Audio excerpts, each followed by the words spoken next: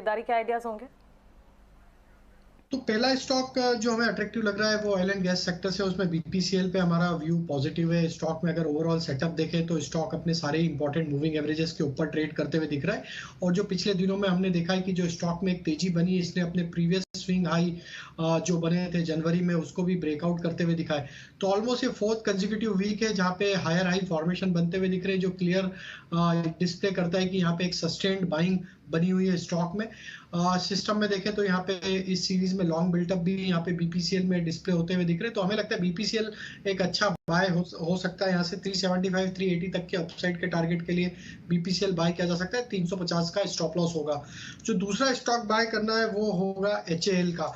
HAL में देखें तो एक रैली के बाद स्टॉक में पिछले 5-7 दिनों में एक करेक्टिव मूव बना है।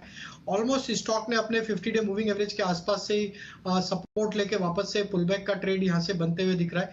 हमें लगता है एक करेक्शन में ये अपॉर्चुनिटी है एचएएल को वापस बाय करने की। स्टॉक के overall long term structure bullish है। नियर टर्म सेटअप के हिसाब से एक अच्छे प्राइस पॉइंट पे यहाँ पे अवेलेबल है करेक्शन के बाद।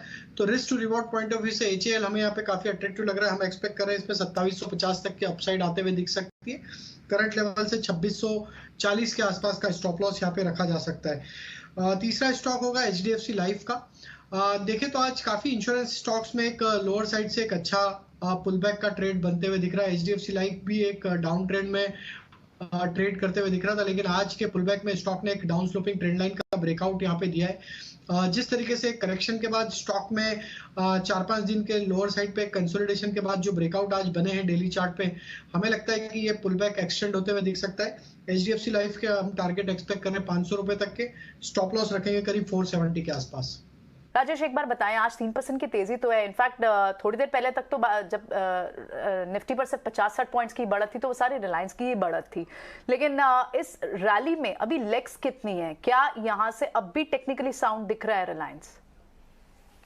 तो प्रियंका जी देखें, अगर रिलायंस का चार्ट देखें, अगर हम लास्ट एक साल का चार्ट देखें तो एग्जैक्टली रिलायंस ने जिस जगह से यहाँ पे सपोर्ट लिया है वो मार्च 2022 में जो लो बने थे, ऑलमोस्ट उसी लेवल से रिलायंस में वापस से पुलबैक का ट्रेड यहाँ पे बनते हुए दिखा है।